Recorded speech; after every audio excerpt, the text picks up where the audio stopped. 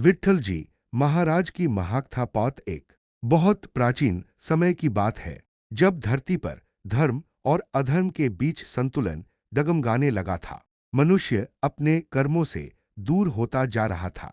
भक्ति केवल शब्दों में रह गई थी, हृदय से गायब हो चुकी थी। उसी समय ब्रह्मांड के उस पार क्षीर सागर में शेषनाग की शैया पर विराजमान भगवान विष्णु गहरी चिंता में डूबे हुए थे। माता लक्ष्मी ने पूछा, प्रभु, आप इतने चिंतित क्यों हैं? भगवान विष्णु ने धीरे से कहा, लक्ष्मी, मेरे भक्त मुझे भूलते जा रहे हैं। वे मंदिरों में तो आते हैं, लेकिन उनके दिल में प्रेम नहीं है।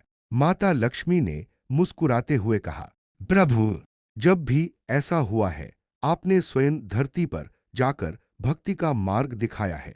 भगवान ने आंखें बंद की और उसी क्षण एक दिव्य संकल्प लिया।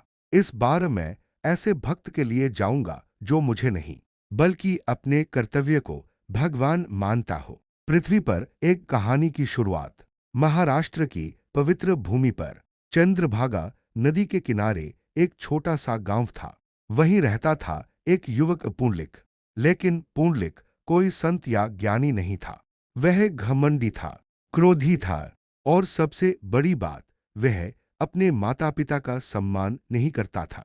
उसके माता पिता वृद्ध थे, कमजोर थे, लेकिन पुंडलिक के लिए वे केवल बोझ बन चुके थे। वह अक्सर चिल्लाता, आप लोग मेरी जिंदगी पर बोझ हैं, मैं आपकी सेवा करने के लिए पैदा नहीं हुआ। उसकी माँ की आंखों में आंसू आ जाते। पिता चुपचाप सब सह लेते। एक दिन जिसने सब बदल दिया। एक दिन पुंडलिक ने सोचा, चलो तीर्थ यात्रा पर चलते हैं, शायद इससे मेरा भाग्य बदल जाए। लेकिन सच्चाई यह थी कि वह सिर्फ दिखावे के लिए जा रहा था। वह अपने माता पिता को भी साथ ले गया, लेकिन सेवा के लिए नहीं, बल्कि इसलिए कि लोग उसे अच्छा समझे। यात्रा के दौरान भी उसका व्यवहार वैसा ही था। माता पिता थक जाते तो वह गुस्सा करता, इतना भी नहीं चल सकते क्या? रहस्यमयी आश्रम। एक रात वे लोग एक घने जंगल में भटक गए। अंधेरा सन्नाटा और दूर कहीं दीपक की हल्की रोशनी। वे उस रोशनी की ओर बढ़े।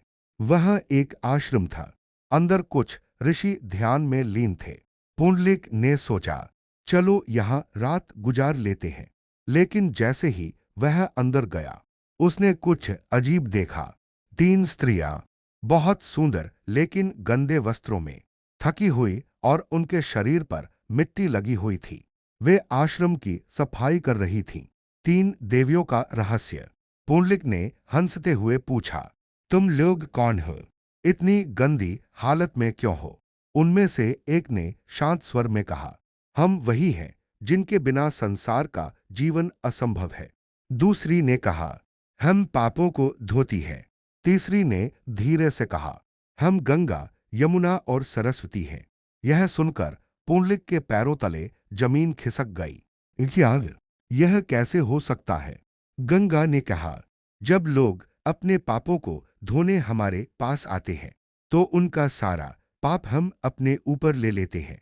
यमुना बोली, और फिर हम यहाँ आकर इन ऋषियों की सेवा करके खुद को शुद्ध करती हैं। सरस्वती ने पुंडलिक की आंखों में देखते हुए कहा, लेकिन सबसे बड़ा पाप वह है जो तुम कर रहे हो, आत्मा को झकझोर देने वाला सत्य। पुंडलिक कांप उठा, मैंने क्या किया है? गंगा ने कहा, तुम अपने माता पिता का अपमान करते हो। यमुना बोली, तुम उनकी सेवा नहीं करते। सरस्वती ने कहा, और तुम तीर्थ यात्रा पर आए हो पवित्र बनने के लिए। पुंडलिक की आंखों में आंसू आ गए। उसे अपने हर शब्द, हर व्यवहार याद आने लगा। उसकी माँ के आंसू, पिता की चुप्पी, सब कुछ उसकी आत्मा को काटने लगा। परिवर्तन की रात। उस रात पुंडलिक सो नहीं पाया। वह बाहर बैठा रहा, आसमान की ओर देखता रहा, और पहली बार उसने अपने जीवन में सच्चे दिल से प्रार्थना की, हे भगवान, मुझे माफ कर दो। मैंने सबसे बड़ा पाप किया है। मैं अपने ही माता पिता को दुख देता रहा। उसकी आंखों से आंसू बहते रहे, और उसी रात उसका अहंकार टूट गया। एक नया जीवन। सुबह होते ही पुंडलिक ने सबसे पहले अपने माता पिता के चरणों में सिर रख दिया। माँ, पिताजी, मुझे माफ कर दीजिए। उसकी माँ हैरान रह गई। पिता की आंखों में आंसू आ गए। बेटा, आज तुम्हें क्या हो गया? पुंडलिक ने कहा, आज मुझे समझ आया है कि भगवान कहीं और नहीं, आप दोनों के चरणों में है। सच्ची भक्ति की शुरुआत। उस दिन के बाद पुंडलिक पूरी तरह बदल गया। वह हर सुबह उठकर माता पिता के पैर धोता, उन्हें भोजन कराता, उनकी हर जरूरत का ध्यान रखता। अब उसकी पूजा, उसके मंत्र, उसकी भक्ति, सब कुछ उसके माता पिता की सेवा बन चुकी थी। गांव के लोग हैरान थे। क्या यह वही पुंडलिक है? स्वर्ग में हलचल। उधर स्वर्ग में भगवान विष्णु मुस्कुरा रहे थे। लक्ष्मी, मैंने अपना भक्त ढूंढ लिया। माता लक्ष्मी ने पूछा, कौन है वह? भगवान ने कहा, वह जो मुझे नहीं, अपने कर्तव्य को भगवान मानता है, वह है पुंडलिक। एक दिव्य निर्णय। भगवान विष्णु ने कहा, अब समय आ गया है, मैं स्वयं उससे मिलने जाऊं। माता लक्ष्मी ने मुस्कुराकर कहा, प्रभु, यह मिलन अद्भुत होगा। धरती पर अवतरण।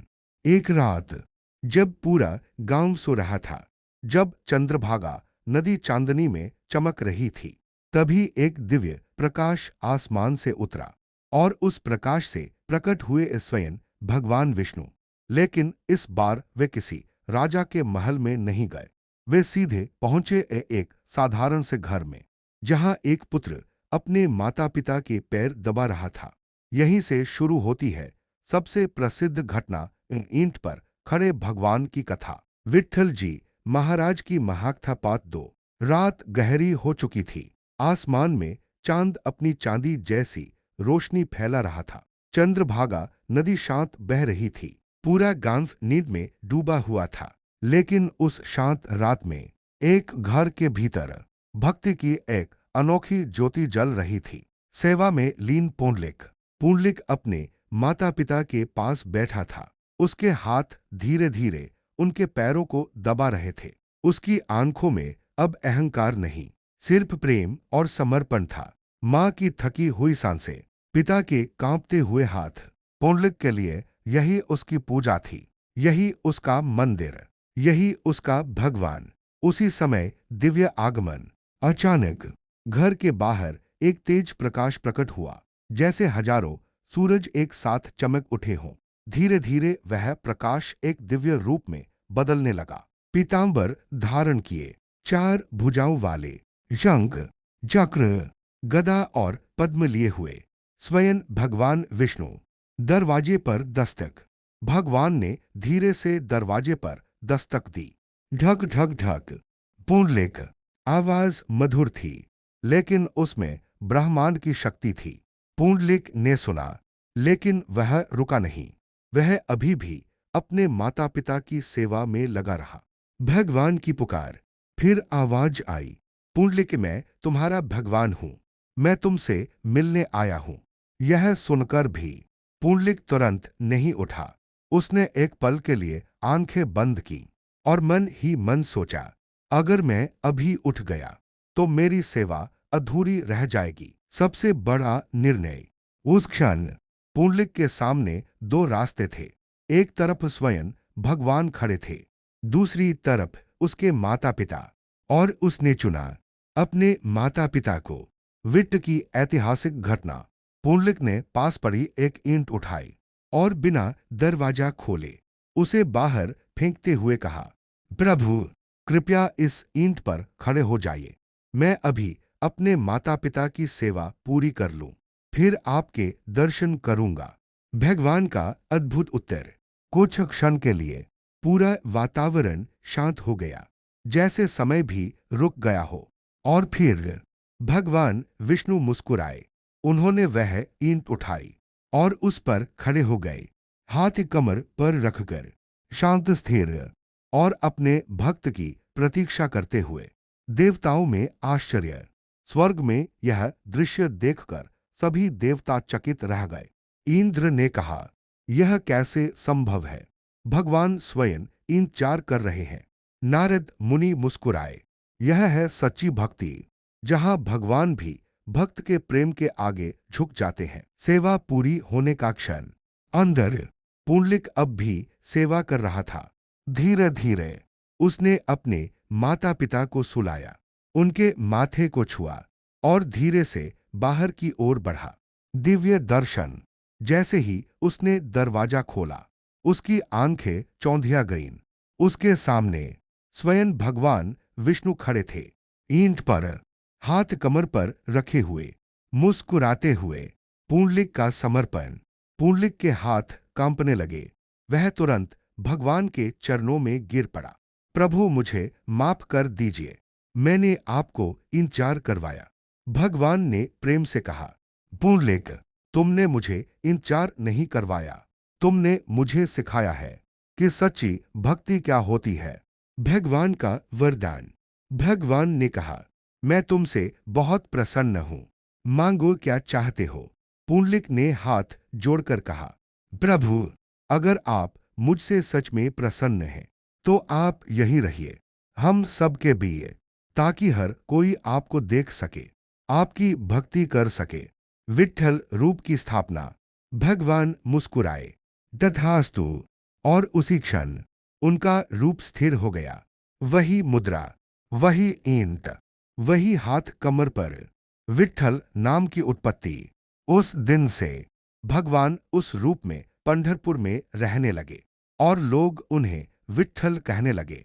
विट्ठ बराबर ईन, इठल बराबर खड़े होना, यानी वह भगवान जो ईंट पर खड़े हैं अपने भक्त के लिए। भक्ति का केंद्र पंढरपुर। धीरे धीरे यह स्थान एक महान तीर्थ बन गया। चंद्रभागा नदी के किनारे भजन, कीर्तन और प्रेम का सागर उमड़ पड़ा। लोग दूर दूर से आने लगे, सिर्फ एक झलक पाने के लिए, उस भगवान की जो अपने भक्त के लिए खड़े रहे। पहला चमत्कार। एक दिन एक गरीब वृद्ध महिला मंदिर आई। उसके पास चढ़ाने के लिए कुछ नहीं था। वह रोते हुए बोली, प्रभु, मेरे पास कुछ नहीं है। तभी मूर्ति से एक मधुर आवाज आई, मां, तुम्हारा प्रेम ही मेरे लिए सबसे बड़ा प्रसाद है। और अचानक मूर्ति के होठों पर मुस्कान आ गई। पूरा मंदिर प्रकाश से भर गया। आज भी जीवित है यह रहस्य। कहते हैं, आज भी जब पंढरपुर मंदिर के दरवाजे रात में बंद हो जाते हैं तो अंदर से हल्की हल्की घंटियों की आवाज आती है, जैसे भगवान विट्ठल आज भी अपने भक्तों के साथ भजन कर रहे हों।